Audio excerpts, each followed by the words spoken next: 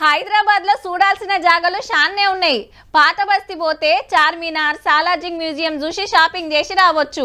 నాంపల్లి ఏరియాకి వస్తే అసెంబ్లీ, రవీంద్ర భారతి చూడొచ్చు. జరంత ముంగట్కొస్తే బిర్లా మందిర్లో ఎంకన్న దర్శనం చేసుకొని సెక్రటేరియట్, అమరుల స్తూపం, 125 అడుగుల అంబేద్కర్ విగ్రహం చూసి ఎన్టీఆర్ గార్డెన్, ట్యాంక్ బండ్ మీద తిరిగి ఎంజాయ్ చేయొచ్చు. అట్లనే పొద్దుముకి గీడికి పోతే ఆహా చెప్పుడు కాదు, చూడాల్సిందే.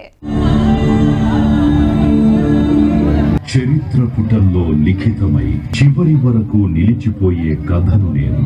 రాజ్యాలు, సామ్రాజ్యాలు లేచి నిలుస్తాయి, పడిపోతాయి. వాటన్నింటి సంరక్షకురాలిని నేను.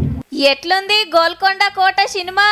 కోట గోడల మీద రంగురంగుల బొమ్మలు, అదిరిపోయే సప్పుళ్ళు, చక్కటి గ్రాఫిక్స్ తోటి గోల్కొండ కోట చరిత్రను చూపిస్తున్నారు.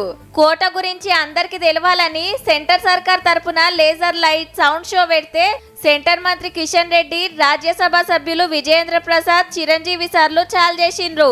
గోల్కొండ కోట ఎప్పుడు కట్టిండ్రు, కాకతీయుల కాంచెల్లి నిజాం నవాబుల దాకా ఎవరెవరు కోటకెళ్లి ఏలుబడి చేసిండ్రు, పబ్లిక్ కోసం ఏమేం పనులు చేసిండ్రు మొత్తం కోట గోడల మీద చూపిస్తారన్నట్టు.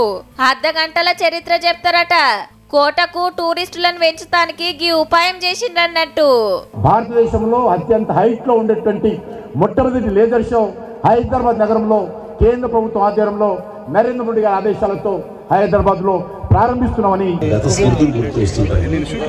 అంటే మా హీరోయిన్తో కాలు కలిపి పాటలు రామ్ చరణ్ తోటి పంచదార చిరుక అనే సాంగ్ కూడా ఇక్కడే చిత్రీకరించారు. ఇవన్నీ కూడా తీయటి అనుభూతులు మీకు చెప్పాలి. 1400 లైట్లతోని లేజర్ షో నడుస్తుంది.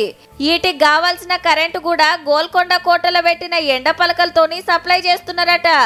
30 ఏండ్ల కిందనే ఈడ లైటింగ్ షో పెడితే దానికి ఇంకింత కొత్త టెక్నాలజీ కలిపి ఇప్పుడు లేజర్ షో పెట్టిండ్రన్నట్టు.